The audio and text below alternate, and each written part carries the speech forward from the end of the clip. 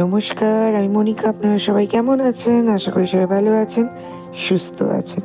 আজকে ৩ তারিখ, আপনার সোমবার। এবছরে সরস্বতী পুজো আপনার দুদিন পড়েছে, বাট আমাদের দিল্লিতে আপনার ৩ তারিখ মানে সোমবার পুজো হচ্ছে। তো ভাবলাম পুজোতে কি হলো আপনার সাথে একটা ছোট্ট ভিডিও শেয়ার করা যাক। তো চলুন। যতই সরস্বতী পুজো হোক আর যাই হোক, আদিদের স্কুল কিন্তু খোলা। কলকাতায় আমাদের এরকম সরস্বতী পুজোতে স্কুল ছুটি থাকে, বাট আদিদের স্কুল খোলা।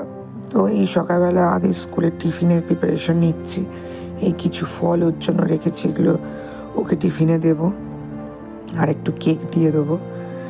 আর এই যে রবিবার দিনকে বসে বসে এই যে আদির স্কুলের প্রজেক্ট বানাচ্ছিলাম। এই ওয়াটার সেভিংয়ের আপনার প্রজেক্ট দিয়েছিল, এই তৈরি করছিলাম। এটা আজকে সাবমিট করতে হবে। যাই বলুন তাই বলুন, এই 2 বছর আমি দেখলাম আদিদের স্কুল সরস্বতী পুজোতে ছুটিই দেয় না। আর কামাই করলেও তো হবে না, পরের মাস থেকে আদির পরীক্ষা আছে। এখন ওদের স্কুলে অনেক কিছু করাচ্ছে, যার জন্য আমি কামাইও করাতে পারছি না। আর আমি একটা চল তাড়াতাড়ি চলে আসবি, আসলে তারপর চলে যাব মণ্ডপে।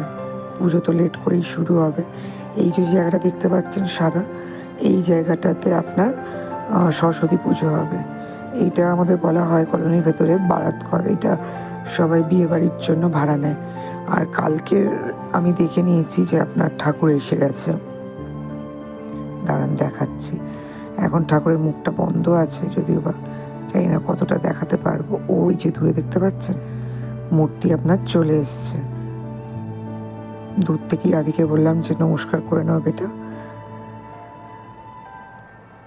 এখান থেকেই নমস্কার করে নিচ্ছে।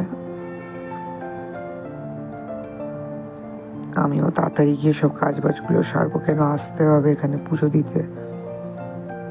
তারপর আদি স্কুল যাওয়ার পরে ওর বাবাও যাবে অফিসে, এসে রান্না বান্নাগুলো করতে হবে তাড়াতাড়ি। যাচ্ছি, আদিকে ছেড়ে এলাম। এখন বাড়ি ঢুকবো না, এখন ডাইরেক্ট যাবো দুধ নিতে। দুধ নিয়ে আপনার ঠাকুরের প্রসাদটা নিয়ে আসবো, একটু লাড্ডু নিয়ে আসবো। এখানে আসবো না পুজো দিতে, তো একটু মিষ্টি কিনে নিয়ে আসি। সবাই প্রায় চলে এসছে, মানে রান্নার লোকও চলে এসছে দেখছি। পুরোহিত মশাইও এসে গেছে, এই যে ওনার টোটো।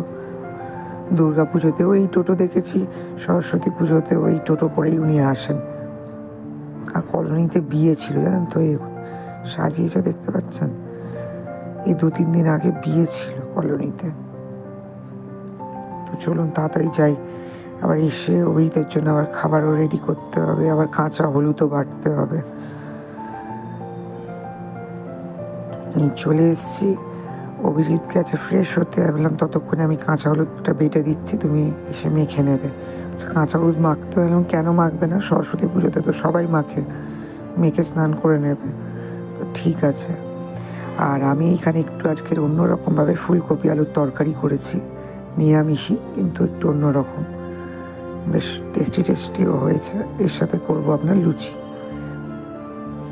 এই যে অভিজিতের জন্য লুচি তরকারি রেডি। আর ওই যে কালকের মা গুলি বানিয়েছিল, সেই একটু গুলিও ওকে দিয়ে দিয়েছি। এইটা খেয়ে ও অফিসে বেরিয়ে যাবে। তারপরে আমরা আস্তে আস্তে রেডি হবো, আদিকে নিয়ে এসে আমরা একদম ডাইরেক্ট মণ্ডপে চলে যাব।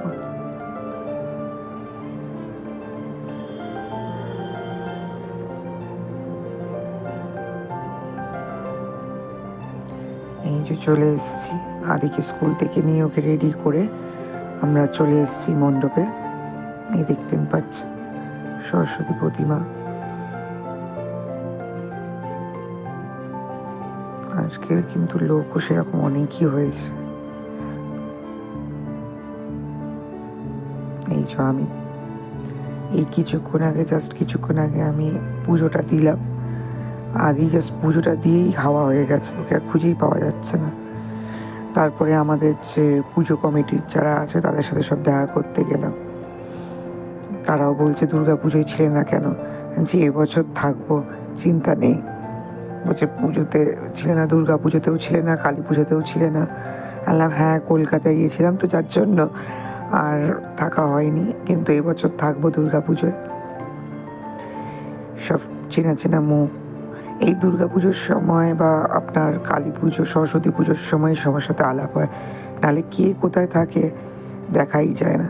যে বাঙালিও আছে কিছু, এই দুর্গাপুজো, সরস্বতী পুজো, কালী পুজোতেই বোঝা যায়।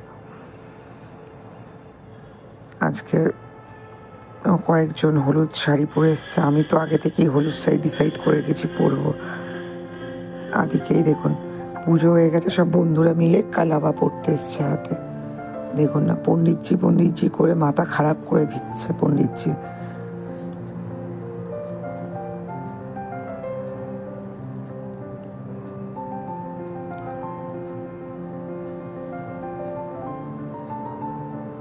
আর মাও এবছর এখানে ছিল, এইখানে আমাদের সরস্বতী পুজো কেমন হয় সেটাও মাকে দেখিয়ে দিলাম।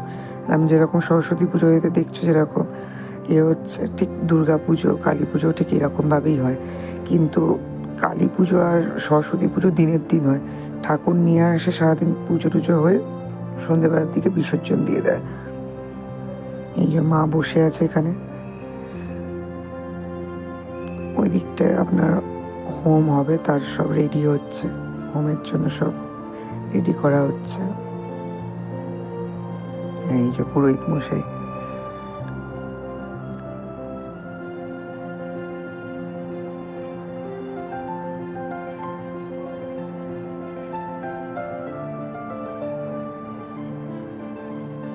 আর এই যে এই কাকুটাও বেশ খুব, মানে কি বলবো, খুব ভালো। মায়ের সাথে আলাপ করালাম, কথা বলছেন। ইনিও কলকাতায় আমাদের ওই দিকটাতে থাকতেন শুনেছিলাম। আর এই দেখুন আমাদের 2024-এ মানে আগের বছরের আপনার এই একটা ম্যাগাজিন বেরিয়েছে, এই পুজো কমিটি থেকেই করা হয়েছিল এই ম্যাগাজিনটা।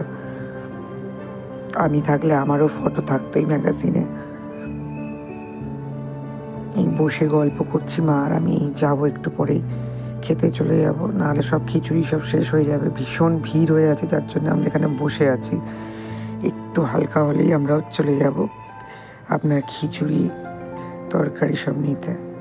এই চলে এসছি, দেখতে পাচ্ছেন পুরো ভান্ডারার মতন।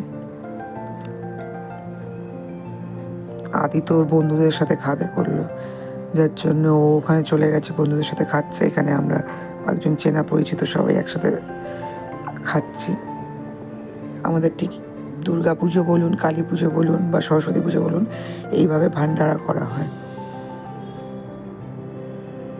কলোনির যত লোক আছে সবাই এখানে এই দুপুরবেলা খাওয়া দাওয়া করছে। খিচুড়ি, আপনার ল্যাবড়া করেছে, আপনার বেগুনি আছে, পায়েস আছে, চাটনি আছে।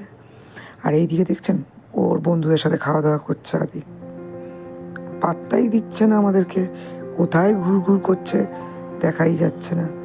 এই আমরা খাওয়া দাওয়া করে এখানে ওকে দেখছি, বললো যে খেয়ে নিই তারপরে যাবো। বললাম ঠিক আছে, ততক্ষণে আমরা এদিকে আরও সবাই আছে কথাবার্তা বলি সবার সাথে। এই আমাদের খাওয়া দাওয়া পর্ব সব শেষ, এবার বাড়ির দিকে রওনা দিচ্ছি। তার মধ্যে অনেক ফটো টটো তোলা হয়েছে। আজকে বেশ ভালোই মজা হয়েছে আমাদের আজকে। আদি তো খুব মজা করেছে, আদির তো পাত্তাই পাওয়া যাচ্ছিল না। মা বলছে এখানেই থাকবে, চিন্তা করিস না, সবার সাথে খেলাধুলা করছে। বললাম হ্যাঁ সেটাই। তো আজকে ভিডিওটা এখানেই শেষ করছি। সবাই সুস্থ থাকবেন, ভালো থাকবেন, দেখা হচ্ছে আবার অন্য একটা ভিডিওতে। আর আমার এই ভিডিওটা যদি ভালো লেগে থাকে প্লিজ একটা লাইক করে দেবেন। আজ তবে এখানেই বিদায়।